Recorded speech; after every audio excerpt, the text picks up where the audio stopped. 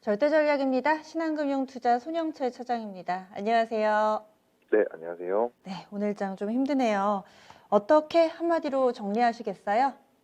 네, 오늘 장 한마디는 산타클로스가 올까요? 네, 입니다. 날이 추워져서 겨울 분위기가 한껏 나는데 산타클로스가 올지 물음표를 달아주셨네요. 네, 예상했던 대로 11월 막바지 그리고 12월로 넘어가는 것을 앞두고 있는 현 시점에 국내 증시 상황이 좋지 않은 것 같습니다.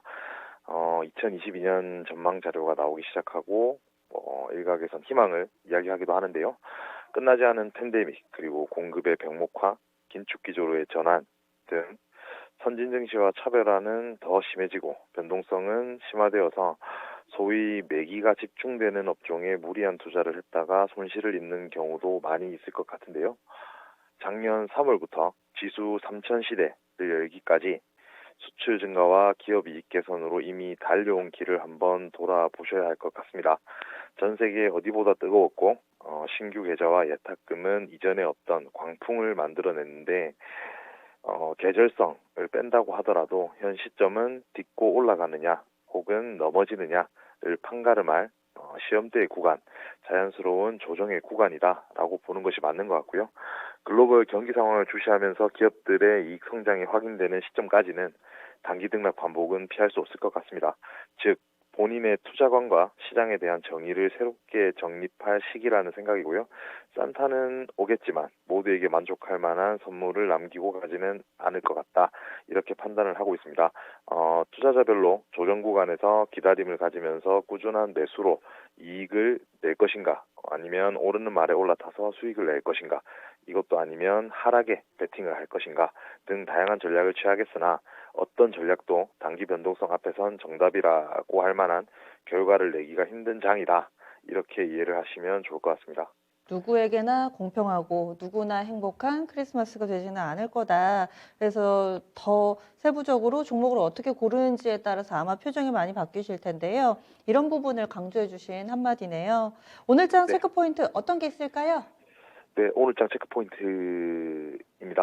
S&P 500과 나스닥 지수가 장 초반 사상 최고치를 기록했지만 약세로 전일 장을 마쳤는데요.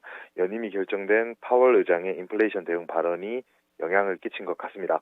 미국 채금리는 상승을 했고요. 은행주들 역시 상승 마감하는 모습이었는데 국내 증시 역시 장 초반 약한 흐름이 장 후반부까지 이어진 그런 하루였던 것 같습니다. 코스피는 인플레이션 우려, 여기다가 달러 강세까지 부담으로 작용을 했지만 외국인이 전기전자 업종을 2천억 원 이상 순매수하며 하방을 바쳤던 것은 긍정적인 부분이었던 것 같고요. 연말 가격 인상 소식에 골판지 업종, 그리고 한미 철강 쿼터 재협상 요구 이슈로 철강 업종 전반적으로 방어를 잘 해낸 것 같습니다. 코스닥 지수의 경우에는 2거래일 연속 외국인과 기관 동반 매물이 출회되다가 장 막판 외국인 순매수로 돌아서긴 했지만 1.8%대 하락을 피하지는 못한 것 같고요. 특히 제약 바이오, 미디어 게임 업종 중심의 하락이 두드러진 가운데 셀트리온이 금융당국 감리 소식으로 약세를 보이자 그룹사 전반으로 확대된 모습이었습니다. 원달러 환율의 경우에는 조기금리 인상 가능성에 상승을 했고요. 아시아 주요국 증시는 혼조세 양상입니다. 이어서 수급, 특징 종목 그리고 외국인 매매 동향 말씀을 드리겠습니다. KRS 100 종목 가운데서는 전반적인 하락세 속에 포스코 케미칼과 내년 실적 경고할 거다라는 전망에 고려하연 등이 소폭 상승을 했습니다. 반면 LG와 셀트리온 그룹 그리고 NC소프트는 하락하는 모습이었고요. 코스피 시장에서는 골드만삭스 85,200원 분석에 K카가 상한가를 기록했고요. 윤석열 대선 후보 관련주인 TPC의 상승률도 강했습니다. 하락 특징주로는 J콘텐트리인데요. 넷플릭스 신작인 지옥의 전 세계 1위에도 불구하고 관련주들 시비가 엇갈리는 상황인데 개인적으로는 과도한 낙폭이다라는 생각이 들고요. 코스닥 시장에서는 그간 상승률이 높았던 게임 등 디지털 컨텐츠 업종과 메타버스 그리고 미디어 엔터 차익 실현 매물이 강하게 출회되는 모습이었습니다.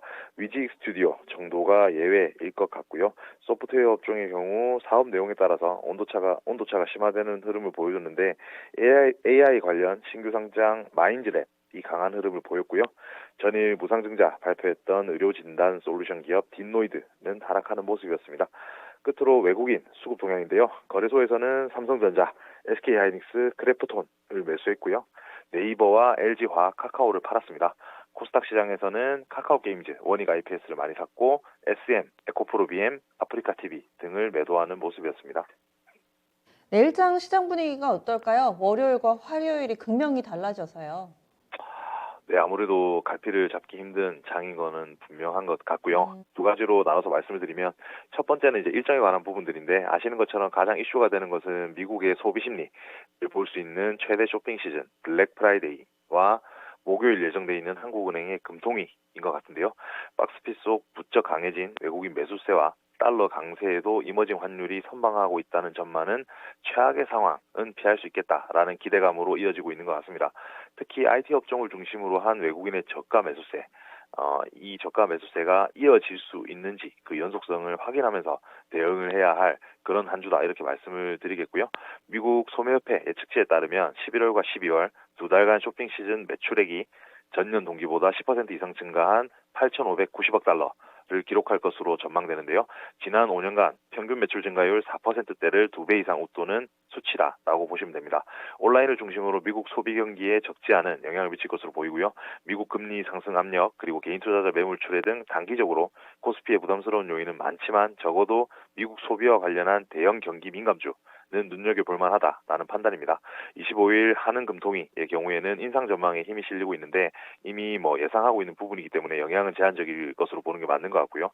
그 외에 우리 시각 기준으로 오늘 발표될 제조업 지표 미국과 유럽의 그리고 24일 FOMC 회의록 인플레 동향을 파악할 수 있는 10월 미국 소비 지출 지표 또한 관심을 두고 보시면 좋을 것 같고요. 두 번째, 최근 관심을 많이 가지시는 반도체 반등의 서막인가 하는 부분인데요. 마이크론 테크놀로지 TSMC 미국장 반도체 대형주 주가 상승으로 인해서 국내에도 업종 분위기 개선되는 흐름인데요.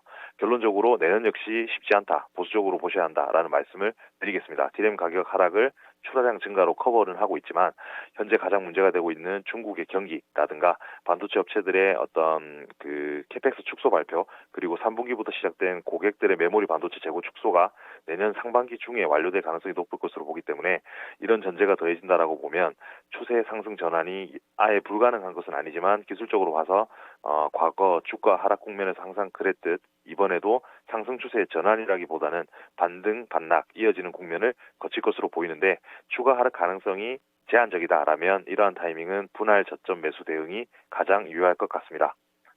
네. 그 가운데서 블랙 프라이데이 얘기를 좀 해볼게요. 미국은 지금까지도 물류 대란이 한창이죠. 그리고 전 세계적으로는 공급난 현상이 빚어지고 있어서 할인폭이 그다지 크지는 않을 거다. 올해 블랙 프라이데이는 예년 같지 않을 거다라는 시각도 있는데 이렇게 되면 소비가 덜 이루어지지는 않을까요? 어떻게 보세요? 사실 매출액 자체가 위드 코로나와 백신 접종률의 상승으로 인해서 예측치가 계속 상승하고 있는 부분이 있기 때문에 저희가 말씀하신 대로 애초에 예상한 생각만큼의 어떤 소비가 이루어지진 않을 거다 한 부분보다는 긍정적인 어떤 개선될 여지가 훨씬 많다고 보고요. 무조건적인 소비가 폭발적으로 증가하는 긍정론보다는 예측치를 뛰어넘을 수 있는 어떤 소비의 확인이 좀 중요한 부분이다라고 보시면 될 것 같습니다. 반도체 쪽에 대해서 어제부터 슬슬 나왔던 소식이 상당히 좀 보수적으로 봤던 외국계 한 증권사가 우리가 잘못 봤다. 생각보다는 좀 내년에 나을 거다라는 시각으로 조금은 선회하기도 하는데 지금 차장님 의견은 아직도 반도체 좀 추운 날들이 남아있다. 보수적으로 보자라는 의견이신 거고요. 네, 결론적으로 내년 상반기까지는 조금은 보수적인 태도를 견지하되 이익에 관한 전망이 어떻게 나오는가 하는 것 그리고 공급망 그 명목 현상이 완화 속도에 따라서 조금 바뀔 수는 있겠다라고 보고 있습니다. 일관성 있게 의견을 주셔가지고 꾸준히 좀 어떤 시각으로 시장을 보고 계시는지 잘 이해가 됩니다. 당분간 시장 자체는 좀 어려울 거다. 그래서 현금을 일정 부분 마련해 놓자라는 조언을 이 시간에 해주셨는데 그러면 향후의 절대 전략도 큰 변화 없는지 내일장의 전략 알려주세요. 네, 내일장 투자 전략 지난주와 맥을 같이 하는 것 같습니다. 음. 지금의 국내 증시 어떻게 봐야 할지에 대한 부분인데 체크포인트에서도 제가 말씀을 드렸듯 어떤 추세가 시작되었다기보다는 여전히 비추세의 국면이다라는 생각은 변함이 없고요. 중미 간 화해 모드로 인해서 일시적 반등 가능할 수 있겠지만 이머징 마켓 자체에 낮아지는 ROE는 상대적 밸류 매력도가 부각되기 어려움을 시사하는 것 같습니다. 역사적으로도 금융위기 이후에 경기 하강 국면에서 코스피의 20% 내외 조정 구간에서는 항상 긴축과 완화, 반복의 연속이 있었고요. 이번에도 이러한 흐름이 전개될 가능성이 매우 높다라고 보고 있습니다. 블랙 프라이데이 기점으로 미국발 산타랠리 영향이 국내에 어떤 식으로 영향을 끼칠 것인지 예단하기 힘든 가운데 결국 투자자 입장에서는 믿을 수 있는 거는 결과치를 바탕으로 한 예측이 될 것 같은데요. 지난주에도 말씀드렸듯이 금리 인상 그리고 양도세 회피 등 리스크 최소화를 위해서는 반등 시 현금 확보가 주력이지만 3분기 실적 발표 종목 중에 분기 기준 이익 성장이 2개 분기 연속으로 이루어졌으면서 동시에 작년 대비해서도 성장을 지속한 종목으로 포트폴리오를 한번 압축해 봤는데요. 시가총액 기준으로는 삼성 바이오로직스 그리고 삼성 SDI, 한미사이언스, 페노션, 에코프로 정도가 있겠는데 이익의 성장이라는 기준만 놓고 본다라면 미래 먹거리와 업종 센티 측면에서 삼성 SDI를 탑픽으로 보고 있습니다. 자동차 전지의 흑자폭 확대되고 있고요. 이를 중심으로 한 성장이 내년에도 이어질 건데 아시는 것처럼 2차 전지 업종 내에서 밸류 지표에서는 독보적인 기업입니다. 중장기 매력도 역시 지속될 거라 보는 게 타당한 것 같고요. 전기차 배터리 시장 내 점유율은 CATL이나 LG에너지솔루션에 비하면 한참 떨어지지만 스텔란티스와의 협력을 통한 미국 진출, 그리고 고용량 저원가 젠5 배터리 채용 모델 수와 고객 확대로 제품 믹스 개선까지 수반이 된다고 하면 현재의 주가는 저렴하다, 재차 상승 흐름을 만들어낼 수 있겠다라는 생각입니다. 테마에 편성하기보다는 좀 단단한 기업들, 실적으로 보여주고 성장성 있는 기업들에서 답을 찾고 계시네요. 오늘도 말씀 고맙습니다. 네, 감사합니다. 네, 절대전략이었습니다. 신한금융투자의 손영채 차장의 의견이었고요. 저희 준비한 내용은 여기까지입니다. 다양한 투자 판단에 대한 도움 말씀드렸습니다. 종목의 상승 하락을 보장하지는 않습니다. 내일 아침 이 시간 다시 찾아뵙겠습니다. 함께해 주신 여러분 고맙습니다.